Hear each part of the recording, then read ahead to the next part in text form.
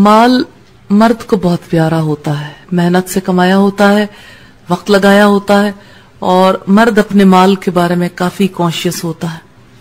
عورت اپنے ابتدائی دنوں کی وجہ سے یہ بھول جاتی ہے، اس کے ذہن میں یہی تاثر ہوتا ہے کہ ہمارا آپس کا تعلق ایسا ہے جہاں مرد میری ہر بات کو برداشت کرنے کی پوزیشن میں ہے، تو اس وجہ سے مال کے بارے میں وہ لیئر ایٹیچیوڈ اختیار کرتی ہے۔ کچھ ہماری سوسائٹی کا پرابلم یہ بھی ہے کہ بچیوں کو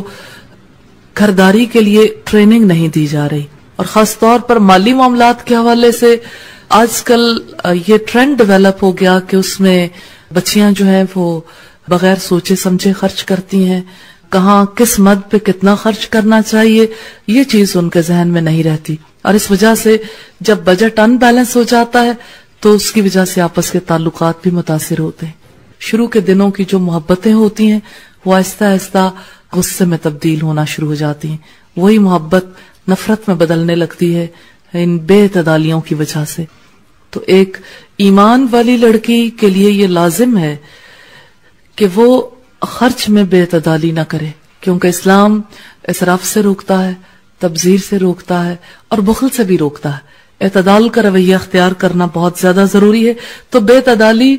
کیسے ہوتی ہے؟ جب ایک انسان غیر ضروری طور پر خرچ کرتا ہے، مثال کے طور پر مہمان نوازی کے لیے شروع میں اتنا ایکسپیرینس نہیں ہوتا تو مہمان نوازی کے لیے بھی بہت ہی غیر متوازن طریقہ جو ہے وہ اختیار کیا جاتا ہے، ان بیلنسڈ۔ مثلا اپنے گھر والے آئے تو اب جو ہے وہ دل کھول کر سامنے رکھ دیا، یہ سوچا ہی نہیں کہ پورے مہینے میں کیا بنے گا۔ اور اسی طرح سے سہیلیاں ملنے کے لیے آئیں تو جی چاہا کہ ان کی زیادہ خدمت کی جائے۔ کئی ایک چیزیں ذہن میں ہوتی ہیں جس کی بنا پر اس طرح کا رویہ سامنے آتا ہے، اور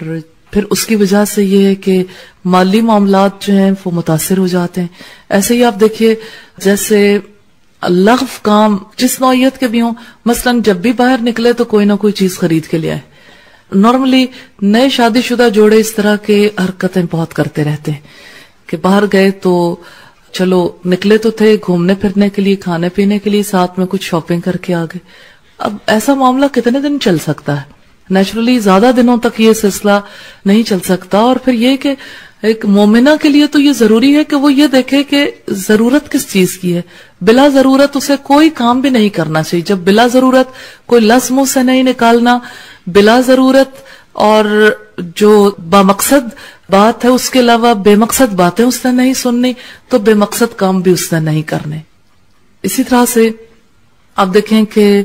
جیسے عورت کو بننے سنورنے کا بہت شوق ہے، مثال کے طور پر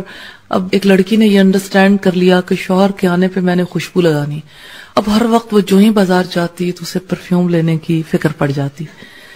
اور پرفیومز کی کاسٹ بھی زیادہ ہے، تو اس کے دل میں تو یہی بات ہے کہ میں تو شوہر کی خوشی کے لیے ہی سب کچھ کرنا چاہتی ہوں، لیکن وہ شوہر کی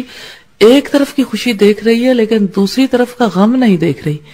کہ شوہر کا مال جب کم ہوگا تو اس کی وجہ سے کیا صورتحال ہو جائے گی۔